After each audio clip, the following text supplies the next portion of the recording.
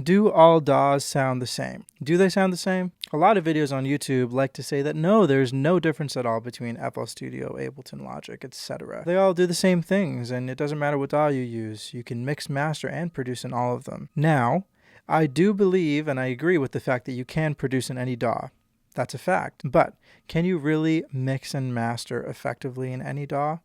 And will the DAW have any effect, or the sound of the DAW have any effect on the way that you produce and choose and select sounds? I'm here to put it to rest because a lot of the people online don't know how to test these things properly. They don't understand how to use phase cancellation tests properly. They don't understand how to do certain things inside of their DAW to get answers, but I'm here to clarify that for everybody so that we can get a definitive answer as to whether this is the case or whether it isn't. I would like to start by comparing the playback in Logic Pro with the playback in Ableton. And I want you to listen and see if you can just hear any difference off the rip, just the way it sounds out the box. So first, we're going to play Logic, and then I'm going to play Ableton, and then I'm going to play them back to back, and you listen and tell me what you think. Diamond red Ferrari, yeah, hold it like you got me. I don't feel far enough, cause I'm driving till I know, yeah, I don't know what I said, yeah, do you remember my name, cause you don't. Diamond red Ferrari, yeah, hold it like you got me. I don't feel far enough, cause I'm driving till I know, yeah, I don't know what I said, yeah, do you remember my name, cause you don't got. Diamond red Ferrari, yeah, hold it like you got me. I don't feel far enough, cause I'm driving till I know, yeah, I don't know what I said, yeah, do you remember my name, cause you don't gotta know. Diamond red Ferrari, yeah, hold it like you got me. I don't feel far enough, cause I'm driving till I know, yeah. I'm listening with $50 headphones, and to me there's clearly a definitive difference between the two. It's not a small difference. It's not a minute difference that's not going to make any difference to the mix. No, it's a big difference. It's a big one. For those of you who can't hear it, maybe you're listening on your iPhone or you're listening on a device that doesn't have the quality to show you the difference, but there is one hell of a difference there, let me tell you. Now, before I get into proving this notion, some of you might have had trouble hearing the difference simply because you don't want to. For those of you who were unsure and did hear but didn't want to accept what you were hearing, go back and listen again. The most important thing today is that you can hear for yourself and discern the difference for yourself, regardless of my testing, regardless of the DAWs. You need to be open to the truth of the situation to be able to understand it and to be able to welcome it and learn from it. So, without further ado, I'm going to bring you back into Ableton, where we're going to play the same track and we're going to phase invert it against different versions of that track. The first example that I have here to compare to the original track, which I put at the top here, is a resampled version. Now, this resampled version here is resampled, which means it was just recorded back into the DAW using the resample feature here, which is conveniently and cleverly placed in Ableton here. And when you resample, there's a sample delay. As is with all of these samples here, there are slight sample delays, so they're all aligned exactly at 441 to one another. There is no processing on any of them outside of the phase inversion, and no processing done on them differently from the original track before bringing them into this DAW. So we're starting with a clean slate here. To begin this test, I'm going to show you the difference, if any, between the original file and the resampling. Technically, there shouldn't be any difference at all between these two files because we're just recording what it was that was playing back in the DAW while it was happening. So here we have our phase inversion, and we're going to play this from the start here without the resampling first.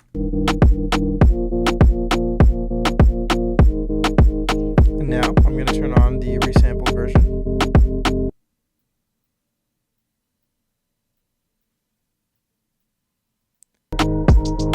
I didn't hear anything. So let's go back and just have a look and see what our peak levels are here. 53 minus 52 dB. That is very, very quiet. So it almost completely cancels out. They are gain level match because they're peaking at the same level here. But there is some bleed there. So the resampling didn't give us a completely accurate recording and an identical recording of what the original file was. So we know that there's a minute change, but we can't hear it, so it doesn't matter. Now that also, and the reason for which that there is noise at the bottom, that's a more complicated answer, but this just goes to show, for the purpose of this test, that resampling doesn't alter your recordings as long as you do it in Ableton. But what happens when you use a recording, a screen recording at 441 of Ableton, and compare that to the export? So let's play this original again without it.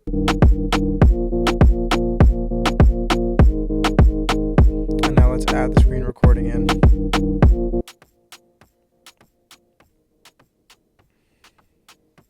My recording of Ableton's playback does not cancel out the export from Ableton. To be clear, what Ableton shows you is not the same as what it exports and gives to you. It's just not. But for those of you who don't believe in this test or understand it or think it's some, sorcery that I'm putting together here, I also have a screen recording recorded the exact same way of Logic Pro. So if all DAWs do sound the same, if there is no difference at all, then these two should cancel out without problem, right? They're aligned to the sample. They're recorded the same way. So let's hear that now.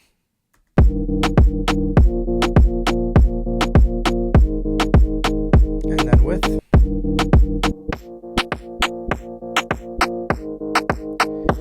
There's even more of a difference between those two together than there is the screen recorded Ableton to the original Ableton file. Now this is all confusing maybe. I know this is a little bit messy here, but what I really did was I compared the original file to the resampled file, the original file to the screen recorded Ableton playback file, and then the screen recorded Ableton playback file to the screen recorded playback Logic Pro file. Why am I getting different results for everything? Everything is sampled, lined up. Even more so, to show and illustrate the difference, I have different peaks. The Logic one is peaking at around the same, it's exactly the same, but the Ableton one isn't. So what is going on here? And why does it matter? Well, the truth of the matter is the DAWs sound different. They sound different. That's the end of the story. The playback is different, and it affects the way you're going to choose sounds. It affects the way you're going to mix sounds. It affects the way you're going to record things sometimes. It affects your creative decisions, and that's why this is important. Above all, it's going to affect how you mix and how you master your records and the accuracy to which you're going to achieve your vision. When you mix and when you produce, it stacks up those little decisions every single time you make one. And if what you're hearing is misguiding you or giving you something that isn't accurate information or assisting you in the genre that you're producing, it can hurt you. Now, for those of you who have been watching this video to hear what I think the best DAW is, it isn't really a matter of opinion when it comes to playback, when it comes to mixing. Pro Tools is the most transparent, with its runner-up, Nuendo. Pro Tools and Nuendo, those are the two standards for playback quality. Pro Tools a little bit better, has a little bit more open top end to it, allows you to do interesting things to the music, but excellent results can be achieved with both.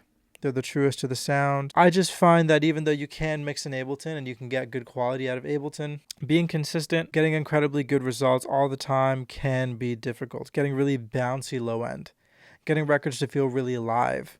Ableton has a really saturated sound to it. It sounds very hot. So when you choose sounds, it ends up kind of losing some magic when you pull it out and start mixing it. It doesn't mean I don't love Ableton. I've been using Ableton for years, and I consider myself a master of it. It has so many amazing features, and I love it for production, especially certain kinds of production. But for those of you who have had issues mixing in it, for those of you who have had any issues with any DAW doing anything, I hope this adds a little bit to your understanding of why that could be happening. This is not just a small thing that goes on in your DAW. It makes a big difference. And so I hope that this sheds some light on issues you may have had, or on why your mixes don't turn out properly, or why your sounds aren't picked properly, or any number of things that you're dealing with, like I said. So if any of you like this video and you want to see me compare more DAWs or go in more in depth into the differences between different playback on different DAWs and why that may happen, how DAWs interact with core audio and ASIO and more techie, nerdy stuff that most people don't care about, I can more than do that for you. Just let me know in the comments below, and I hope this helped. And if you did like this content and want to see more of it, Please comment, like, and subscribe. It would help a lot, and it helps me bring more videos like this to you that bring the truth of audio engineering and audio science stuff or whatever. Until next time, I hope you enjoyed the video, and I'll talk to you guys soon. Ciao.